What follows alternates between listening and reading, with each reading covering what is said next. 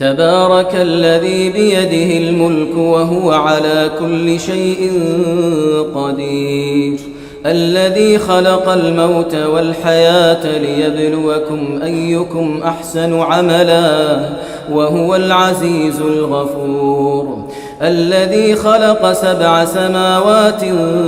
طباقا ما ترى في خلق الرحمن من تفاوت فارجع البصر هل ترى من فطور ثم ارجع البصر كرتين ينقلب إليك البصر خاسئا وهو حسير ولقد زينا السماء الدنيا بمصابيح وجعلناها رجوما للشياطين وأعتدنا لهم عذاب السعير وللذين كفروا بربهم عذاب جهنم